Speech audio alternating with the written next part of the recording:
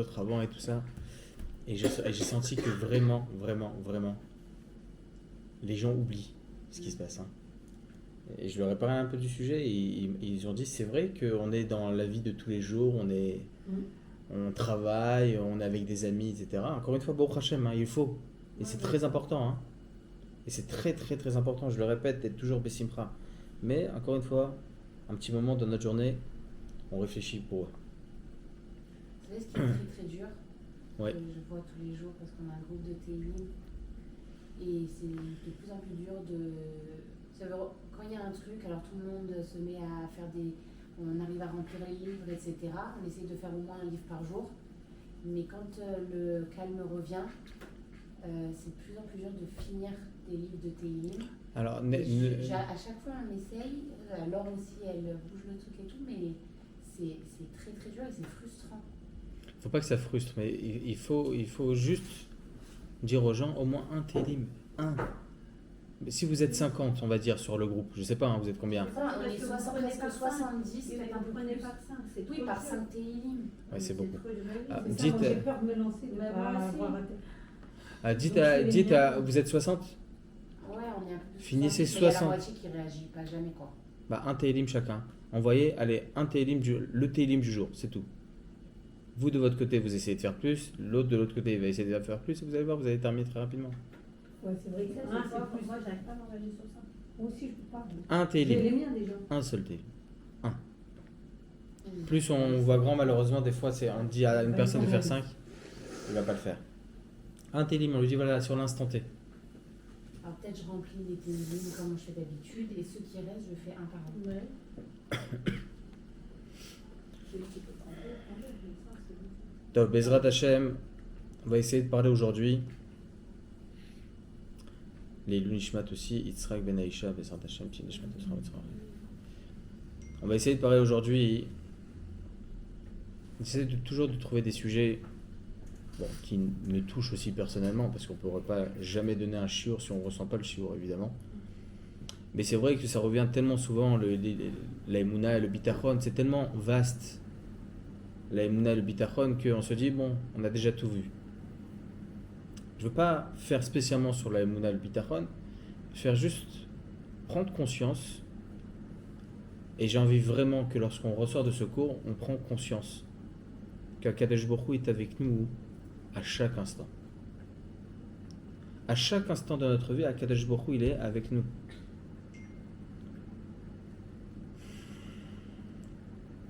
Je vous avais parlé de tout ce qui est corps humain. Je vous en avais parlé de manière assez large dans les shiurim. Mais j'ai un peu revu par rapport aux reins que je vous avais parlé une fois des reins. Vous avez dit que les reins ils font 10 cm. D'accord? À peine 10 cm. Et pourtant il y a 2 millions de filtres à l'intérieur des reins. 2 millions de filtres. D'accord?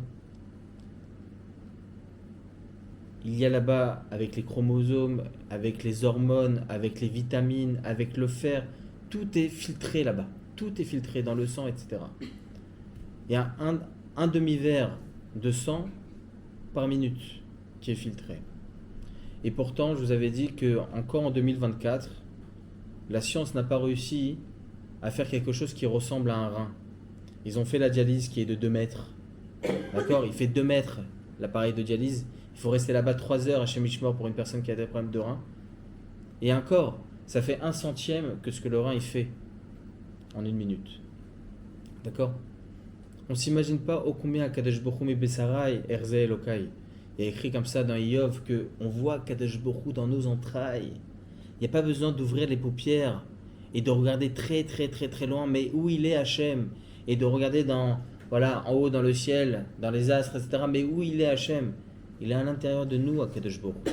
Il est à l'intérieur de nous. Lorsqu'on voit cette chirurgie à l'intérieur de nous-mêmes, on se dit mais c'est pas possible. C'est pas possible. Il y a écrit dans la Gemara que Tov Shabarofim Bageinam, un docteur, un médecin qui n'a pas une émouna que c'est à Kadosh Baruch Hu, c'est pas possible. Il est presque obligé d'aller au Guinam. C'est pas possible. Lorsqu'il voit tout ce qu'il voit à l'intérieur du corps, c'est pas possible. Je vous avais dit la dernière fois que le Rav Shach, une fois, il avait posé la question à un cardiologue. Il lui a demandé, franchement, Ça fait 30 ans que tu travailles dans le cœur. Qu'est-ce que tu changerais dans le cœur? Il dit, je te dis la vérité, avec votre arabe, rien du tout. Il dit, mais ça fait 5 minutes, et à 5 minutes, t'as dit que t'allais changer de voiture. Pour dire que Akadosh Baruch Hu, il a créé à l'intérieur de nous des choses qui sont tellement extraordinaires, tellement incroyables, tellement magnifiques. Il faut juste se regarder, c'est-à-dire merci Hachem. Pourquoi on se dit, ah, j'ai la bonne santé, je suis content. C'est quoi la bonne santé? Essayons d'approfondir, de creuser, de dépoussiérer ce mot-là. C'est quoi la bonne santé? Eh bien, la bonne santé, c'est tout ce que j'ai dans le corps, tout ce que Akadosh Baruch Hu, il a fait dans mon corps. Que les veines, ils sont tellement fins et le sang rentre à l'intérieur de manière si puissante. Ça rentre dans le cœur et des litres de sang. À chaque seconde de notre vie, on parle, on s'oxygène. Vous savez, dans notre cerveau, il y a un côté, c'est la vue, l'autre côté, c'est la parole, l'autre côté, c'est l'écoute, ok? Le cerveau, il gère tout. Imaginez-vous un instant, Chas de Shalom, une personne, il est en train de parler avec son copain, il ne se rend pas compte, il a mis sa main sur la plata de Shabbat. Il fait tout de suite comme ça. Mais c'est quoi ce réflexe? D'où ça vient ce réflexe? Ah bah j'ai senti de la chaleur. Mais d'où ça vient ça? Est-ce que vous savez que la peau, elle envoie un message au cerveau et que le cerveau envoie un message aux muscles, attention, warning. Et là, on enlève notre main. En combien de temps ça prend? Une fraction de seconde. Vous savez, aujourd'hui, il y a des coupures d'électricité chez l'ONEDA, d'accord? Pourquoi des coupures d'électricité? Parce qu'il y a un message de peur qu'il peut y avoir un incendie. Et d'où on l'a appris ça? Du cerveau. Ô combien il faut remercier Akadosh Baruch Hu pour ça. Imaginez-vous, on n'avait pas ça. Au bout de 5 minutes, on sent quelque chose qui brûle. Alias à la main. D'accord? Imaginez-vous ce que fait le cerveau. Ô combien il faut remercier Akadosh Baruch Hu et ô combien il faut voir Hachem dans nos organes, à l'intérieur de nous. Pas besoin d'aller plus loin que ça. Et ça, c'est très important. Vous savez, je vous ai parlé des reins. Ils ont posé la question une fois à un docteur. Il dit, pourquoi il y a 2 reins? À quoi ça sert?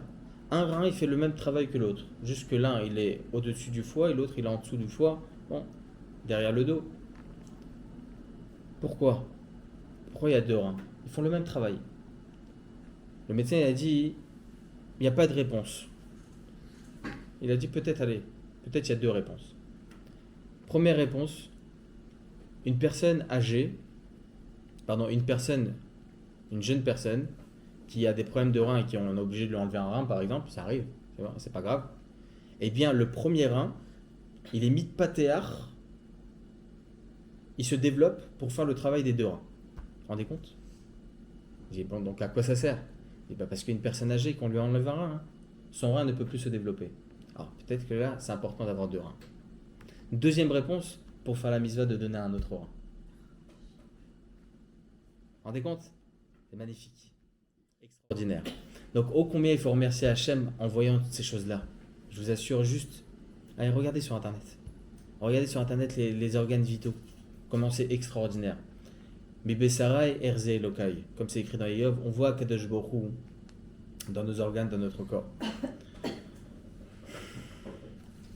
Je vous avais dit une fois que d'où on voit que lorsqu'on remercie Akadosh Baruch Hu pour chaque petite chose, on se rend compte qu'Akadosh Baruch Hu, il est avec nous à chaque instant de notre vie. Odou Lachem Kitov Ki Leolam Chazo. Il y a 7 mots. On remercie Hachem, il y a 7 mots, il y a 24 lettres. 7 jours sur 7, 24 heures sur 24. Poteach et yadecha ou mazvia lekol chay ratzon. Dont on voit que pour la parnassa, Akadosh Baruch Hu, il est avec nous à chaque instant de notre vie. Poteach et yadecha ou mazvia lekol chay ratzon. Il y a 7 mots et 24 lettres.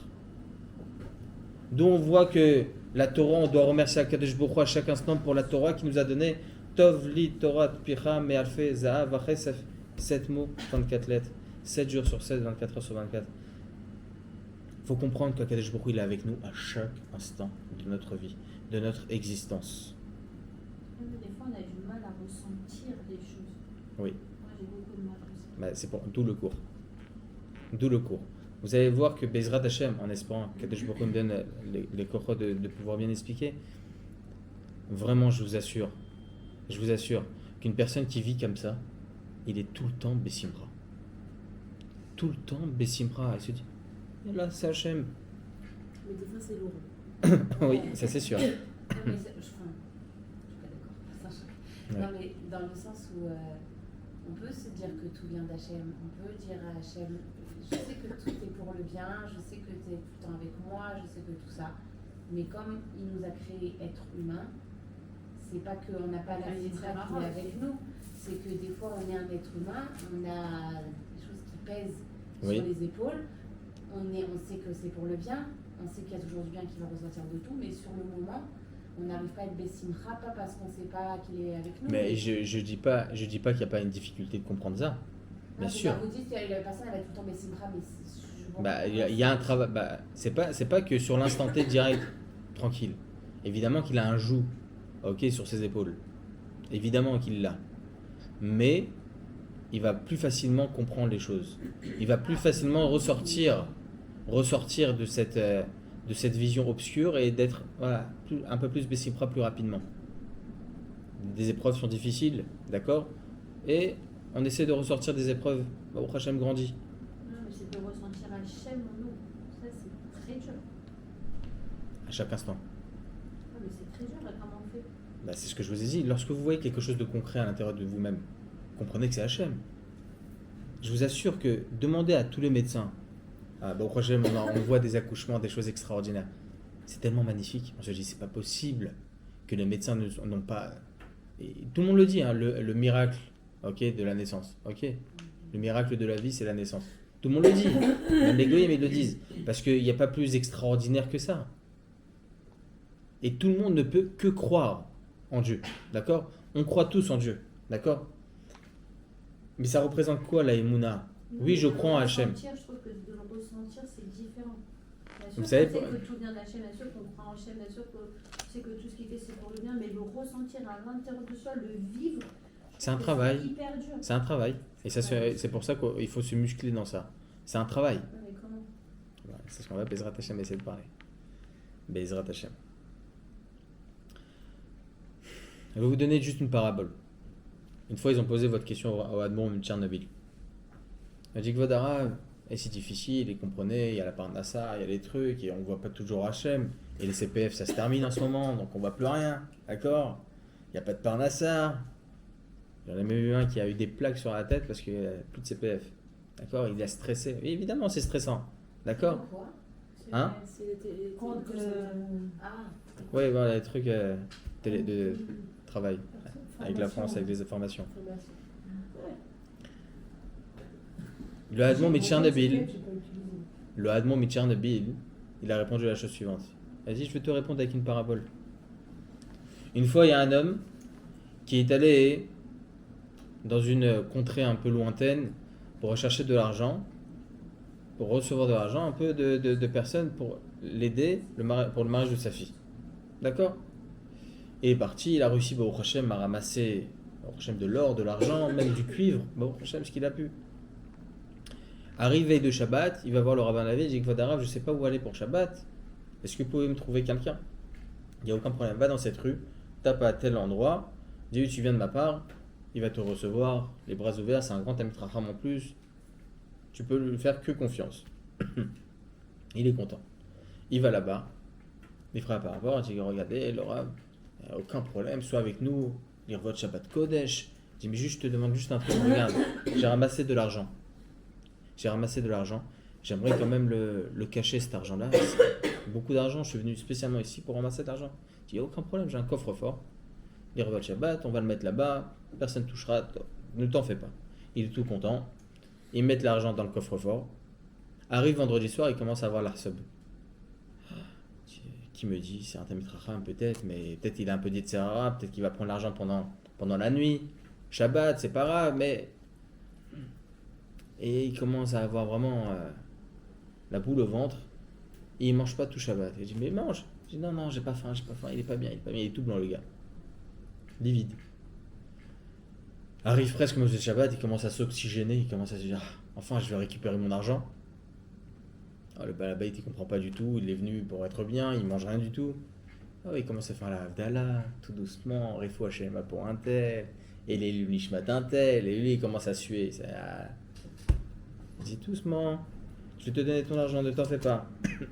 Birkat Alevana, Tov. Arrive le moment où il lui donne son argent. Il prend son argent. Il se retourne. Le balabait est derrière, l'autre il est derrière. Il commence à compter. Il commence à compter l'argent. Hein, c'est bon. Et il commence à compter l'or. 1, 2, 3, bon, prochain, tout va bien, il est tout content. Et là, il commence à compter le cuivre. Et là, le balabait, il le frappe sur l'épaule. Il dit, oh, qu'est-ce que tu fais? Tu crois que tu me fais pas honte? T'as pas honte de faire ça? Il dit, mais je comprends pas. Quand j'ai compté l'or et l'argent, tu m'as rien dit. Et quand je compte le cuivre, tu me dis quelque chose? Il dit, bah oui. Si je t'ai pas volé l'or, si je t'ai pas volé l'argent, pourquoi je te volerais le cuivre? Eh bien, le Hadmour Mitchernobyl, il dit, eh bien, la même chose. Akadosh Baruch Hu, il te donne la vue tous les jours. Tu te lèves le matin, t'es bien. Bon, des fois, un peu du pied gauche. Mais tu marches, tu respires, tu t'oxygènes, tu sens, tu entends, tu t'habilles, tu te réchauffes, tu rentres dans ta voiture, tu vas au travail, tu manges, tu as des enfants, tu as tout ce qu'il faut, Baruch Hashem, dans ta vie. Akadosh Baruch Hu, il te donne l'or et l'argent. Et tu te poses des questions pour les clopinettes, la parnassa. Tu crois qu'il va pas te la donner, ta parnassa?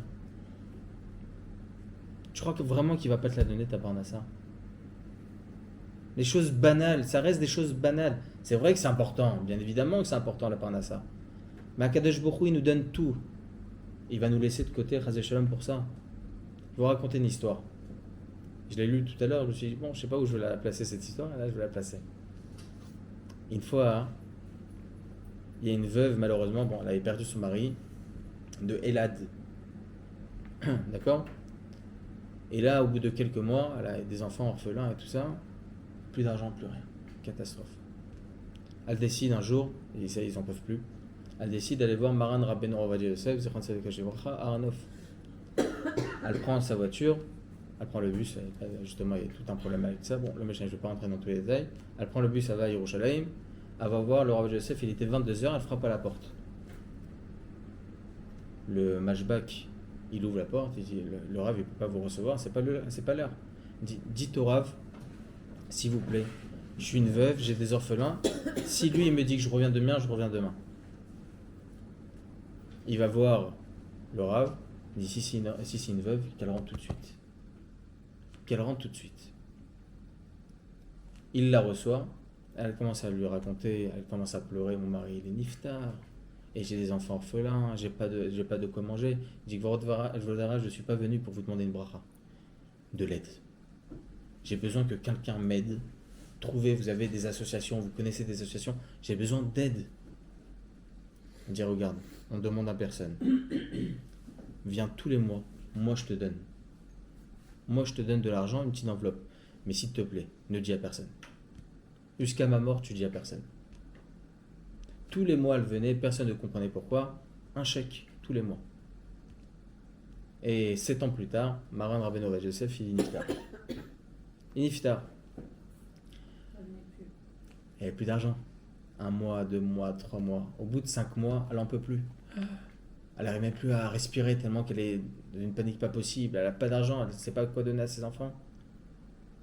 Elle décide d'aller sur le kever de Maran Rabbeinu Ovadia Yosef à Yerushalayim, Sanhedria. Elle pleure. Pendant 3 heures de temps, elle finit tout le Teilim. Elle finit tout le Teilim. D'accord? Vraiment, elle pleure vraiment très difficilement. Elle repart chez elle. Elle s'assoit sur le canapé, elle prend un petit verre d'eau. Et là, elle s'endort. Elle rêve de Maran Rabbeinu Ovadia Yosef. Il lui dit, pourquoi tu pleures, ma fille? Tu vas aller jeudi, une Brit Mila à Yerushalayim, au Oulam Bet Israël. C'est une salle à Yerushalayim. Il y aura une Brit Mila là-bas. Tu vas demander à un certain Monsieur Saadoun. Tu lui dis, le Rav Ovadia Yosef m'a demandé de venir te voir pour telle et telle chose. C'est bon. Elle se réveille. Je dis, bon, j'ai pensé au Rav Ovadia Yosef toute la nuit et toute la journée. Bon, ça doit être mes pensées. Elle part dormir. Et elle rêve à nouveau de la même chose. Elle se réveille le matin, et ça y est. Jeudi matin, elle prend la route. Elle va la salle Beth Israël. Elle commence à voir, les invités commencent à arriver et tout ça. Elle est dans la Ezrat Nashim. Elle voit un Avrech là-bas. Elle dit, est-ce qu'il y a un certain monsieur Saadoun? Il dit, oui, je le vois là-bas. Vous voulez que je l'appelle? Il dit, non, pas tout de suite, il y a la brite qui commence. Appelez-le s'il vous plaît. Après la brite. Juste après la brite, l'Avrech il dit à ce monsieur Saadoun, et il y a une dame qui veut vous voir. Elle lui parle, elle lui dit, je sais que tu vas me prendre pour un fou. Mais cette nuit, j'ai rêvé du Rav Yosef, etc. Elle lui raconte tout. Et là, il tombe dans les pommes. Il tombe dans les pommes. Lui aussi, il a rêvé. Ah. Et là, hein, il se réveille, le Rav Rouven Elbaz, c'était lui le Moël.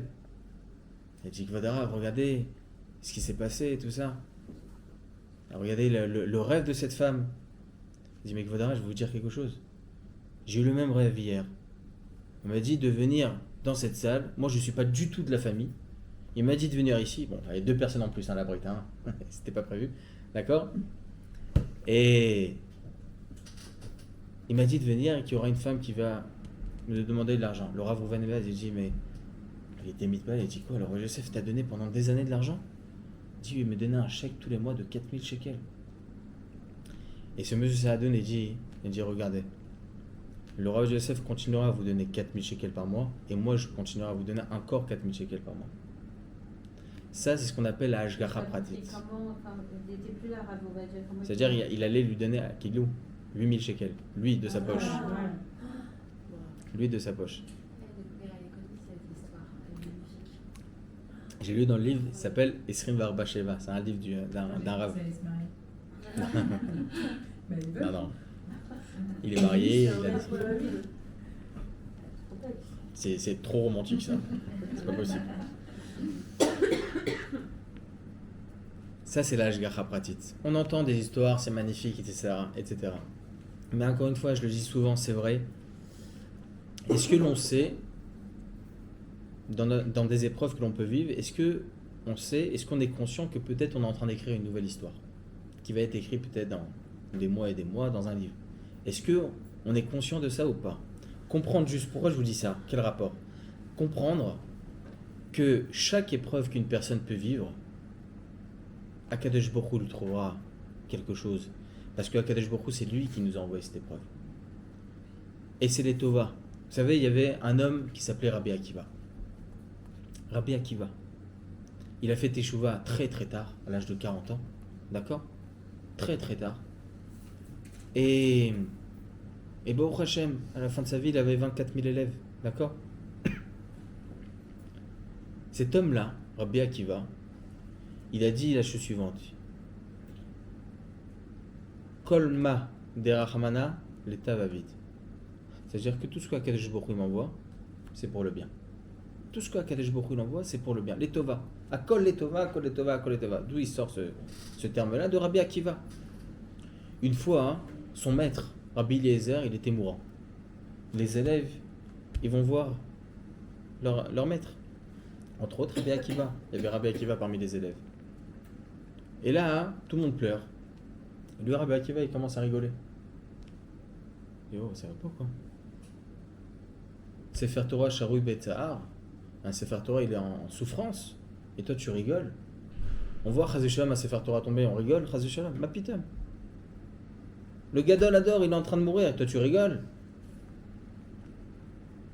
Il dit, moi, je vois pas ça. Il dit, Rabbi Akiva, toute ma vie, j'ai vu mon maître, Baruch Hashem, en bonne santé. Et j'ai vu mon maître que tout allait bien pour lui.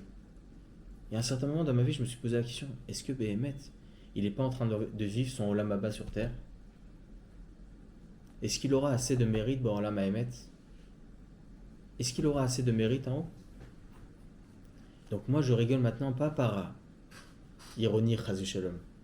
Je souris par Simcha et me dire, il vit des souffrances aussi, c'est sûr et certain qu'en haut, il aura ce qu'il faut.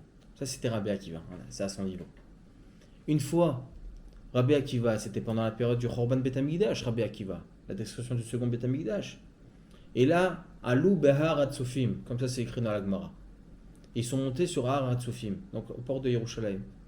Et ils voient là-bas les ruines de Jérusalem. Jérusalem en feu, Jérusalem détruit. Ils arrivent avec ses amis.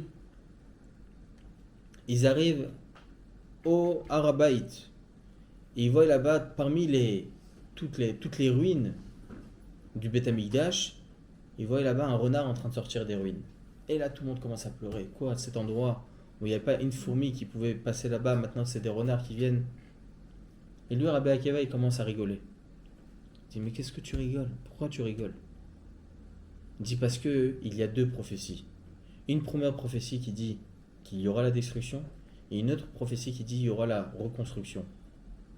Sans la première, il ne peut pas y avoir la deuxième. Toujours voir le bien. Même dans la difficulté. Même dans l'épreuve. Parce que l'épreuve, c'est toujours... La solution d'une épreuve, c'est toujours un résultat illuminé. D'accord? C'est toujours un résultat qui sera joli, éclairé. On connaît tous après la pluie le beau temps. D'accord? Eh bien, c'est le même principe. Le problème, c'est que la pluie fait du bruit, mais on ne voit pas lorsque il fait soleil, on n'entend pas le soleil, Nachon. On ne voit pas lorsqu'il y a du bien. On ne remercie pas Hachem lorsqu'il fait beau. On l'appelle lorsqu'il fait obscur. On doit le remercier pour chaque chose. Baruch Hashem, quand on est en bonne santé, il faut vraiment remercier Akadosh Baruch Hu pour ça. Vraiment, vraiment, vraiment.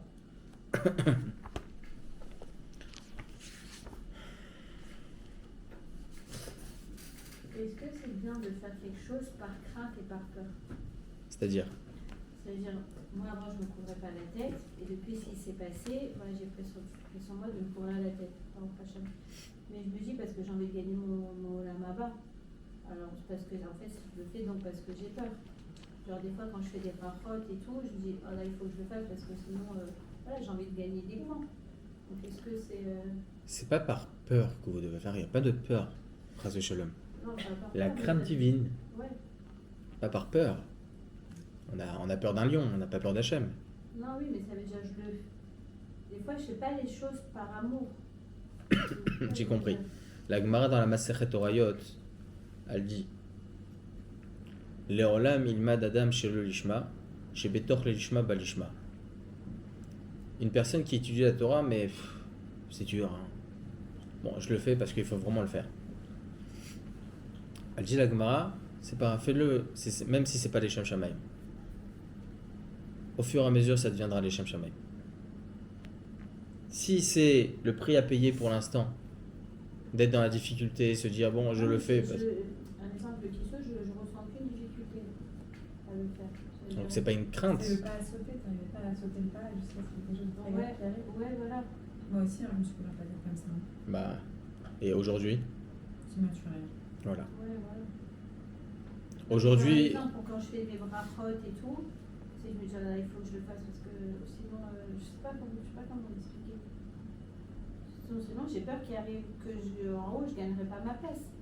Et je sais que chaque petite chose qu'on fait, c'est des... il faut, je dis pas s'il faut penser comme ça ou pas penser comme ça. Bon, Hachem, la vie elle est bien. Bon, Hachem, Akadosh Baruch Hu nous a mis dans ce monde justement pour qu'on avance. Akadosh Baruch Hu nous a mis dans ce monde pour que on fasse les mitzvot, les maasim tovim et faire tout ce qu'il faut. Alors, des fois il y a des difficultés. Le Yetzara il est très très dur. Ok, le Yetzara il est très très très fort. D'accord, vraiment très très fort. J'ai une lettre. J'ai une lettre. Je dirais pas qui est-ce qui l'a écrit. J'ai une lettre d'une personne qui a vécu quelque chose de très très très grave. D'accord, vraiment très très grave. Et il m'a raconté tout le déroulé de cette lettre. J'ai lu. Il m'a raconté exactement c'est quoi le Yetzara. En 2 pages. Le Yetzara, il fait... Tout est écrit dans cette lettre. Hein. Le Yetzara, il fait la chose suivante. Il fait faire à une personne de manière très subtile quelque chose. Très très subtil. C'est permis. On n'est pas dans l'interdit. Ok? Et petit à petit, subtilement, il va le faire dévier de la route. Au point où, au fur et à mesure du temps, il va se dire mec, que même le issour, il est permis. D'accord? Même l'interdit, il est permis. Et au fur et à mesure, la personne, et pourtant elle a envie d'avancer dans la Torah, elle fait des avérotes, mais elle a envie d'avancer dans la Torah. Elle essaie de faire ce qu'il peut, d'accord? Cette personne-là essaie de faire ce qu'il peut.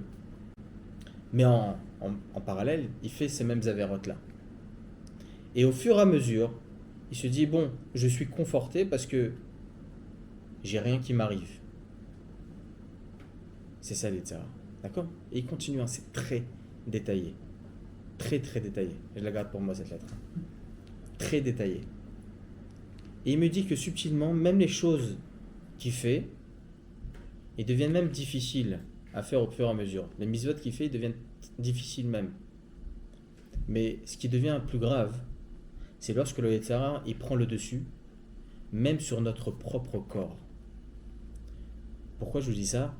La personne elle est arrivée à un niveau de Yetzer Hara où il se rendait même pas compte qu'il était prêt à faire tout pour faire cette avéra. Il était prêt à tout faire. Le Yetzer Hara, il lui donnait des korotes, il lui donnait des forces tellement puissantes. Le gars, il devenait Shimshon. Hein. Shimshon. Et là, à ce moment-là, il m'a dit, quand il arrivait à ce niveau de Avera, il est tombé d'une façon où il était déprimé pendant des mois et des mois et des mois. Parce qu'il l'a fait tomber d'une façon Hachem-Ishma. Hachem-Ishma. Le Yetzer Hara, en fait, il est très subtil. D'accord? Bon, on n'est pas du tout à ce niveau, hein, pas au prochain main. Mais il est très subtil. C'est-à-dire que certaines fois, il va vous rendre dans la difficulté quelque chose qui est émette. À ce moment-là, vous devez vous dire, je dois être plus fort que le Yetzer Hara. Peut-être que je vais le faire par dépit à un certain moment. Mais si vous arrivez à le faire et que vous arrivez, comme vous avez dit, à sauter le pas, ok, à le faire, ça va être difficile 1 jour, 2 jours, 1 mois, 1 an, 5 ans peut-être. Et je vous assure que à chaque fois que vous allez le faire, à la fin de la journée, vous allez vous dire, j'ai réussi. Et juste ça, doyez-nous. Même si c'est difficile, vous vous dites à la fin de la journée, j'ai réussi toute la journée à être un kissouille. Oui, vous devez être orgueilleuse sur ça. C'est permis l'orgueil. Merci beaucoup. C'est totalement permis. Et là pour ça, vous devez toujours avoir cette conscience-là et de vous dire, je l'ai réussi. Allez, 1 jour. Demain, ça va être difficile, je le sais. 2 jours, 3 jours, etc., etc. Faites-le comme ça. Faites-le comme ça. Parce que le Yetzer Hara, il est très subtil. Parce que demain, vous n'y arrivez pas et vous ne le faites pas, subtilement, il va vous l'enlever facilement. Et je vous assure que cette lettre, elle m'a... C'est une lettre de quelqu'un qui vous l'a Ouais. sur une MRA qu'il a faite. Ouais. Et ouais, c'est dur. Très détaillé. Très très détaillé. Tov. Alors, pour revenir au sujet, une fois, il y a un juif qui était ministre dans le royaume du roi d'Espagne, il y a très très très longtemps, hein, d'accord? Et ce juif-là était Yireh Shamayim, il disait au roi tout le temps, sache que Dieu, ce qu'il fait, c'est toujours pour le bien, c'est toujours pour le bien, c'est toujours pour le bien. Ça l'a saoulé un peu le roi. Une fois, ils sont sortis pour aller chasser. Et là, le roi, il prend sa flèche, son arc, il va pour tirer, et sans faire exprès, avec une mauvaise manœuvre, il tire sur son pied, son propre pied. Il hurle de douleur. Qu'est-ce qu'il dit le juif? Akol Etova.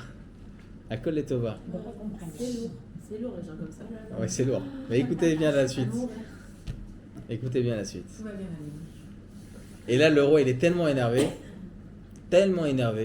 Bon, déjà, ils sont tous là en train de le soigner et tout ça. Il dit, regarde, tu vas creuser un puits ici. De 15-20 mètres. Je resterai là tant que tu creuses. Tu te mets à l'intérieur, tu restes là. Tu vas mourir comme ça. Ok. Akol Etova. Akol Etova. Il creuse, il rentre dedans. Et là, le roi, il part. Il est seul. Il part avec son cheval. Et là, il y a des cannibales qui arrivent. Ils commencent à prendre le roi. C'est des êtres humains, hein, mais des cannibales. Ils commencent à prendre le roi. Et les chefs cannibales, ils voient la blessure du roi. on touche pas. Il a peut-être pourri ce gars-là, on n'a pas envie de mourir nous aussi. Il le laisse tranquille. Il le laisse tranquille. Le roi, il repart chez le juif. Le roi, il repart chez le juif. Il dit, ben, vraiment, kol hakavod. J'ai compris que Hakol et Tova. Et là, le juif, il dit, moi aussi, c'est Hakol et Tova. Parce que si j'étais avec toi, moi, il m'aurait bouffé. Moi, il m'aurait bouffé. Le Midrash nous apprend de cette parabole-là. Il nous apprend que, oui, c'est des choses, c'est joli, ok, c'est belles histoires, etc. Mais est-ce qu'on vit dans nos épreuves personnelles, de manière quotidienne, est-ce qu'on vit vraiment les mêmes choses? Alors, je peux vous assurer que oui. Mais il faut juste être un peu plus objectif et voir le bien dans chaque chose. Le bien dans chaque chose. C'est possible que, je sais pas, on est tombé en panne quelque part. On est tombé en panne quelque part, mais on ne sait même pas que peut-être à 10 km de là, je devais dévier quelque part et Chaz Shalom peut-être un accident là-bas. Une fois, c'est arrivé, on s'est énervé de partir, Partir en retard. de partir en retard. Et sur la route, je voyais des accidents. J'ai dit, purée, si j'étais partie peut-être 10 minutes avant. Mais des fois on le voit, La vue. des fois on le voit, mais des fois on le voit pas. Mais c'est ça la plus grande bonté d'Hachem. Parce qu'Akadosh Baruch Hu, il veut juste nous protéger. Il veut juste que voilà, qu'on soit bien, qu'on soit tranquille. Et nous on s'énerve, en panne chère. D'accord? Mais oh Hachem, merci Hachem. Merci Hachem. BMS, je vous assure que si on arrive à comprendre ça, on vit mieux. Vous savez, Alors, il faudrait les grandes dire- sadiques. Il faudrait dire aussi merci Hachem de ce qui s'est passé. C'est pas qu'il faut dire merci à Hachem de ce qui s'est passé. Peut-être qu'on a évité le pire. Non. Encore pire que On doit dire pardon à Hachem de ce qu'on a peut-être causé. Là pour le coup, hein. D'accord? Évidemment, il faut faire teshuva sur des choses comme ça. Lorsque c'est quelque chose de collectif, d'accord? Il faut faire teshuva. D'accord? On en avait parlé, on avait donné des cours et des cours sur ça. Mais évidemment que tout ce qu'Akadosh Baruch Hu nous envoie, c'est les tova. D'accord? Et lorsque une femme est en train d'accoucher à la Détirim, elle sait très bien que le résultat va être extraordinaire. D'accord? Elle le sait que ça va être extraordinaire. Elle a mal, mais c'est les tova, Tachles. Des fois, on vit des choses difficiles, mais il y aura un résultat qui sera beaucoup plus joli à la fin. Les grandes tzadikim, ils ont vécu. Yosef HaTzadik, il a vécu. Il est devenu roi. David Ameller, il a vécu dans sa vie. Eh bien, il est devenu roi. Vous savez ce qu'il disait, David Ameller? Et manti ki adaber. Il disait à tout le monde, et manti ki adaber. On le lit dans le Hallel, Bezrat Hashem, jeudi matin. Et manti ki adaber, pardon, vendredi matin. C'est-à-dire quoi, et manti ki adaber? Jeudi et vendredi. C'est vendredi, Shabbat. Ouais. C'est-à-dire quoi, et manti ki adaber? Jeudi, Shabbat, c'est Jeudi. jour. Ouais, jeudi soir, vendredi soir. Ah, donc samedi soir, c'est pas Rosh Chodesh. Non. Non. C'est-à-dire quoi, Emanti Adaber? Il dit, vous en faites pas, je crois en Akadosh Baruch Hu. Et je sais que le résultat va être extraordinaire. Il le disait tout le temps, David Ameller. Il est devenu roi. Il est devenu roi, David Ameller. Ça, c'est les Gdolé Israël, qu'ils avaient cette conscience que vraiment, même dans les épreuves les plus difficiles, Akadosh Baruch Hu il est présent. Je vais vous raconter une autre histoire. Un rave qui s'appelait le Rav Falor. Un des Gdolim sur la Teshuvah en Israël. D'accord? Lui-même il raconte. Une fois, hein, il va pour donner shiur. C'est un rave qu'il peut faire des kilomètres et des kilomètres et des kilomètres juste pour parler à une personne. Une personne. Des tzadikim comme ça, vraiment, c'est extraordinaire. Et ce rave alors, une fois, il va pour donner shiur. Personne au shiur. C'est la hantise, hein, je vous assure.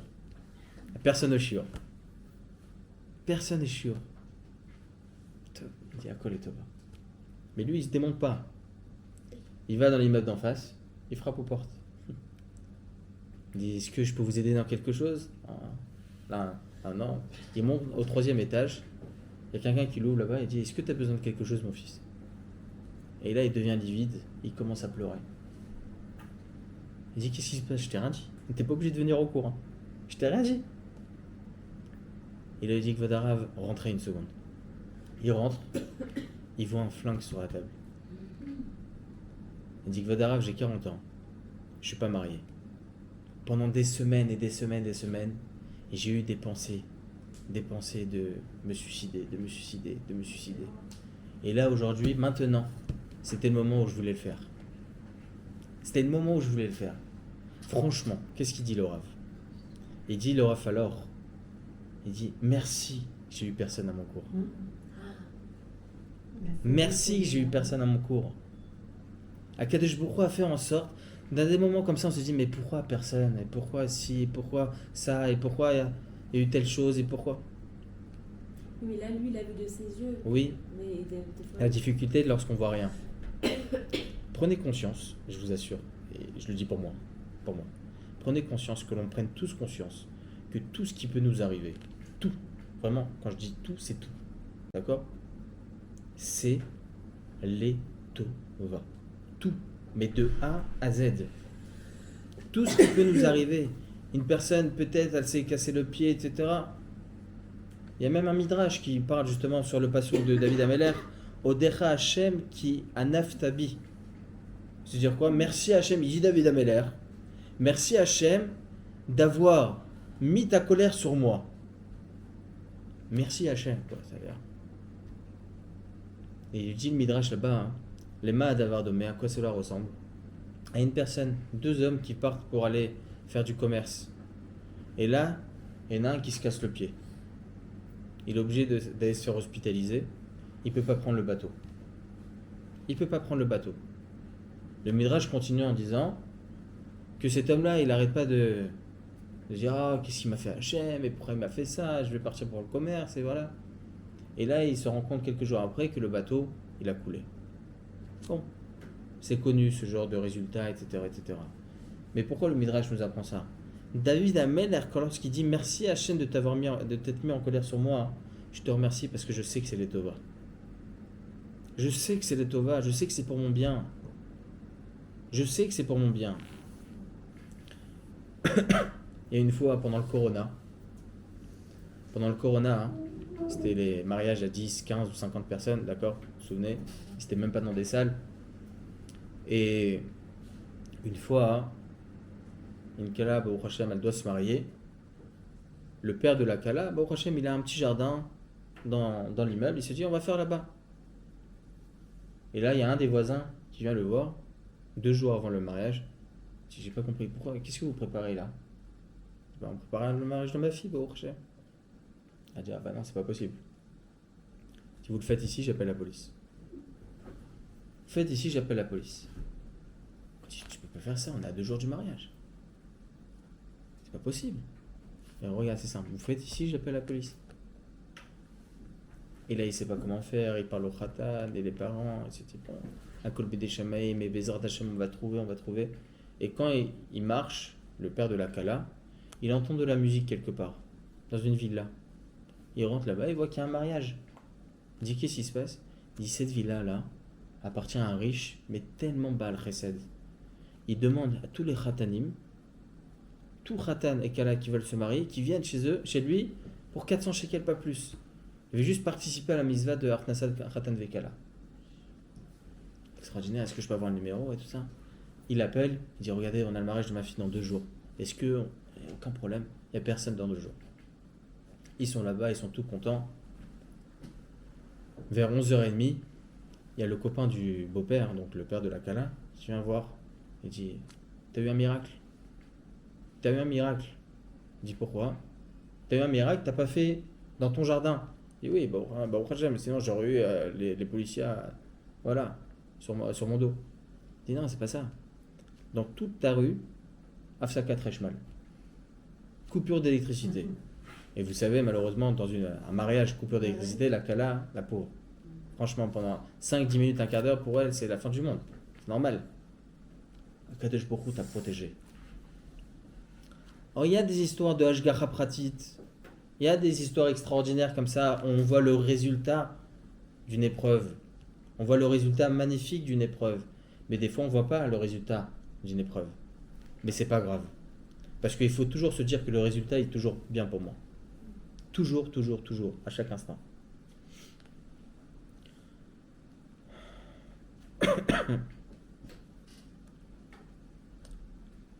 Il il y a écrit comme ça, hein. Je vous avais dit la dernière fois au sujet de la tfila, ô combien c'est important le koach tfila, combien il est important la tfila. Et je vous avais raconté l'histoire avec cet homme-là, ce grand tzaddik, avait un grand rosh yeshiva d'Amérique qui devait prendre l'avion pour aller dans un mariage. Je vais vous raconter, pour ceux qui n'étaient pas là. Et il devait partir donc dans un mariage. Il prend 8 bachourim avec lui dans l'avion. En Amérique, il faut faire en avion, hein, de ville en ville, c'est assez loin. Et ils prennent cet avion. Et là, avec les intempéries, le commandant de bord, il dit on est obligé d'atterrir dans une autre ville, une campagne, perpète. Ils arrivent là-bas et ils doivent prier. Ils disent on n'est que 9 juifs, il n'y a pas de juifs ici. Qu'est-ce qu'on fait? Il y a 8 bachourim, plus moi, le Rav, on est 9. Et là, le commandant de bord, il dit moi, je peux compléter, qu'est-ce que vous avez besoin? Il dit nous, on a besoin de 10 personnes, nous les juifs, pour la prière. Et ok, moi, je viens avec vous. Il dit mais désolé, mais il faut un juif. Il dit je suis juif. Je suis juif. Incroyable, le Rosh Shiva, c'est une pratique incroyable. Ils le prennent. Et pendant la tfila, en plus de ça, il fait Kaddish. Après la tfila, le Rav lui dit raconte-moi, qu'est-ce qui se passe? Pourquoi tu as fait Kaddish? Il dit Kvodara, je vais vous raconter quelque chose qui m'est arrivé. Ça fait 10 ans, mon père il est mort. Ça fait 10 ans. J'ai jamais dit Kaddish sur mon père. Jamais. La nuit dernière, il est venu dans mon rêve. Il m'a dit fais Kaddish pour moi, tu fais rien pour moi. Je dis mais papa, je suis désolé, il n'y a rien. Il dit t'en fais pas, demain, tu auras 10 personnes. Et tu pourras prier. Encore une fois, ce sont des belles histoires, oui. Et les Hashgacha Pratit extraordinaires, oui. Et on sourit lorsqu'on entend ces histoires, oui. Mais dans notre quotidien, ça doit être la même chose. Dans notre quotidien, il faut bien comprendre que Akadosh Baruch Hu, tout ce qu'il peut nous faire, chaque épreuve qu'il peut nous faire, merci Hachem. Merci Hachem.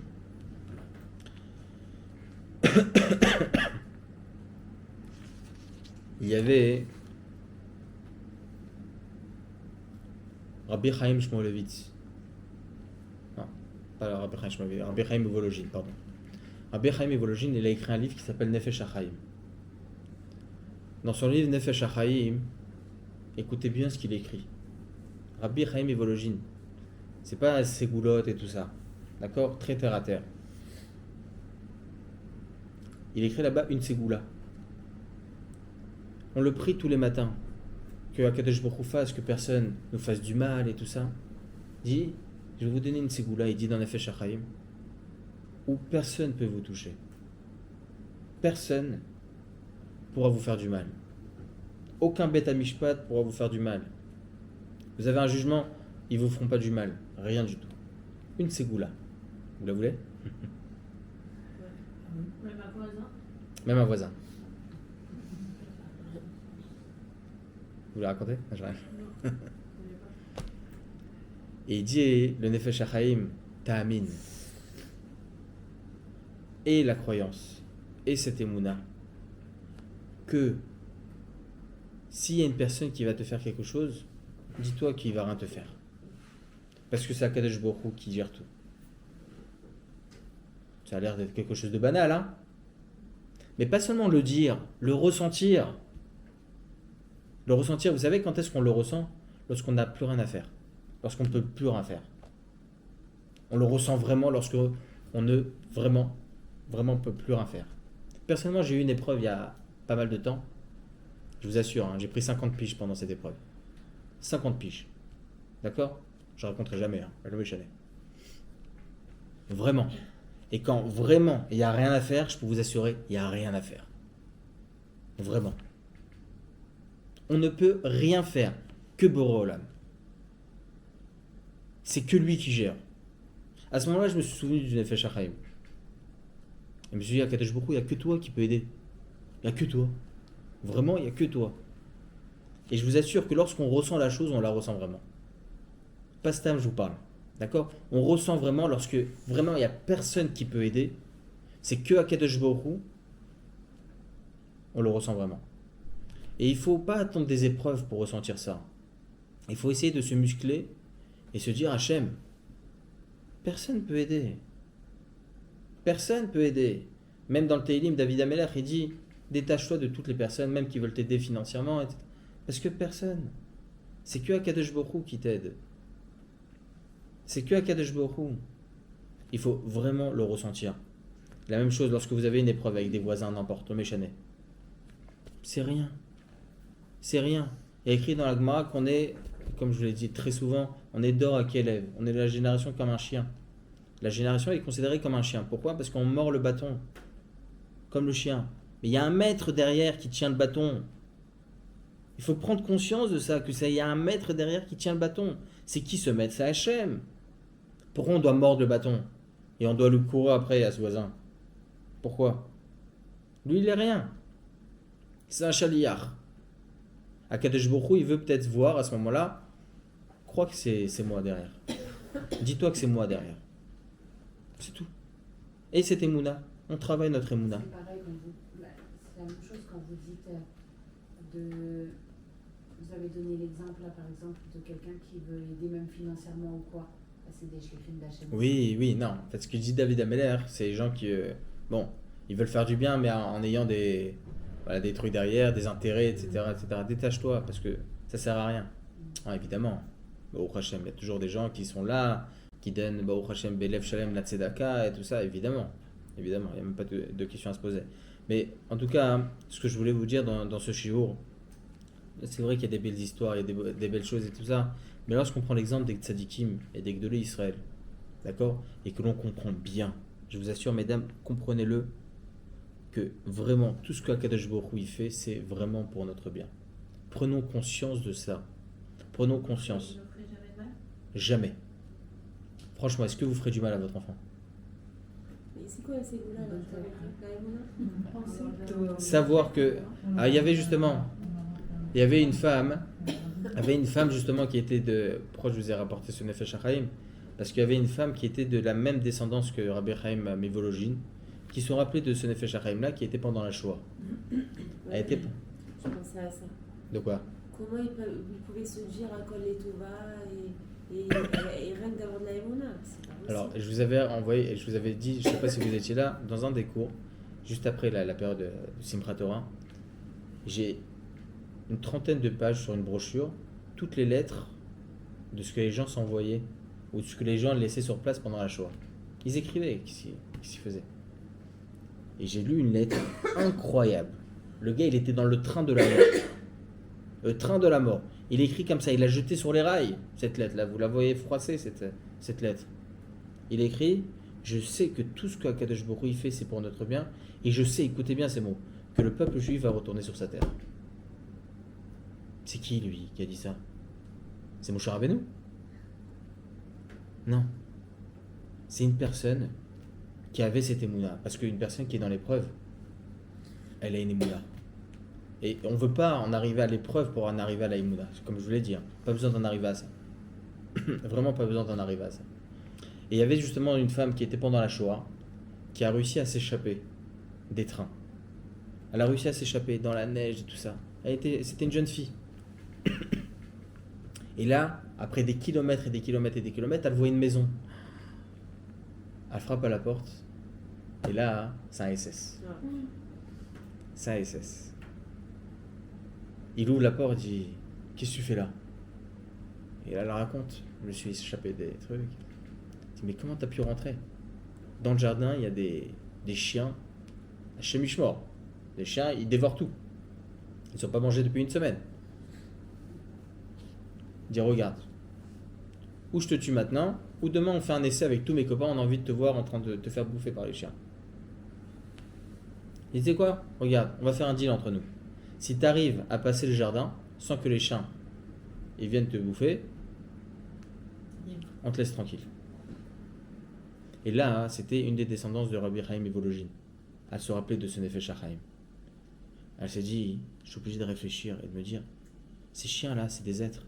C'est Akadosh Baruch Hu qui les gère. C'est rien du tout. C'est rien du tout. Quand on est dans l'épreuve, on pense bien. C'est ça le problème.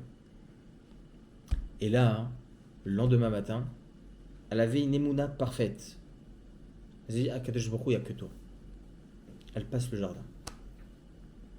Sans aucune égratignure. Et là, il dit le SS, il dit, je te garde jusqu'à la fin de la guerre, pas parce que j'ai envie de te protéger, pour que tu me protèges. Et cette femme-là, en fin de compte, elle part en Eretz d'Israël, elle se marie avec un grand Rosh Yeshiva, le Rav Sarna, un des Gdolé Israël. D'accord? Elle a eu cette émouna du Nefesh HaChaim. Et ça, je pense, mesdames, chacun d'entre nous, on doit essayer, Bezrat Hashem, de prendre conscience de ça. Prendre conscience de mettre que Kadosh Baruch Hu est derrière chaque chose. Je voulais vraiment faire ce cours, bien que je sais, c'est peut-être une redondance perpétuelle de Emouna et de Bitachon, mais c'est tellement important. Non, c'est vrai qu'on en a besoin, mais j'ai peur, lorsque je donne ces shiurim-là, d'être redondant, que ce soit moi ou d'autres rabbanim, parce qu'on parle très souvent de ça. Et vraiment, je voulais vraiment vous faire ressentir que mettre chaque épreuve dans la vie, d'accord, on ressent Akadosh Baruch Hu, il faut ressentir Hachem, il faut se dire que Akadosh Baruch Hu, il est derrière chaque chose. Vous avez des enfants, c'est difficile, et les enfants aussi, merci Hachem, d'accord. Et ça commence à se casser, merci Hachem. La machine à laver, elle se casse, merci Hachem. Ça va mieux, bon Hachem, Refouach Shema. On a fait Refouach Shema, c'est passé. Oh Hachem, accouchement, problème. Ben c'est ça, oh Hachem, il faut dire merci Hachem. Comme vous avez dit, on reprend, souvent on retombe dans une routine et puis on oublie. Et voilà. Etc. Donc les cours comme ça, même si c'est redondant, même si on entend toujours C'est bien, les c'est mêmes important. choses, ça nous remet dans le truc de C'est demain, important. on va dire Razak. merci Hachem pour tout, en espérant n'avoir aucune épreuve. Mais C'est comme vous dites, quand on est devant une épreuve, c'est là qu'on se réveille, mais on devrait. Il faut pas attendre Voilà, l'épreuve. ce cours-là, il est fait pour. Et je vous dire, assure, non, c'est pas la peine. Je vous assure Au qu'il faut, contraire, il on faut, voit bien, je vous assure qu'il faut pas attendre l'épreuve. Je sais. Je vous assure qu'il faut pas attendre l'épreuve. Je voulais dire aussi que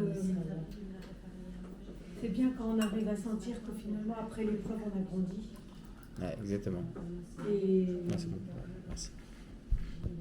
moi, personnellement, je l'ai vécu, donc mais On grandit. pour les petites épreuves, j'ai du mal à me dire, bon, repense à ta grande épreuve, voilà, ça va aller. On grandit après une épreuve. Je peux vous le dire. Vraiment, on Alors, grandit les gens après une d'Achoua, épreuve. ça marche pas, là. C'est comment ils ont- Bah, il y en a qui ont. Il y a une majorité qui ont mûri et qui ont. Il y a- il y a- Je veux bien que ressorti de ça. Hein. Pendant C'est cette une période-là. minorité qui s'est éloignée. Je vous assure que même les personnes qui sont tombées après, ils sont devenus chiloni, etc. C'est pas qu'ils n'ont pas appris de l'épreuve, c'est qu'ils ont. On peut pas les juger. Et puis, On il y pourra a jamais une les partie de juger. leur descendance à eux aussi qui a fait une belle tchouva. Hein. On pourra exactement. Ceux qui sont partis, Exactement. Toi, mesdames, je suis désolé, je dois donner shiur maintenant. C'est Rotovot, Yeshua de Nahamot. On entend des bonnes nouvelles. Amen, ve Amen. Azak.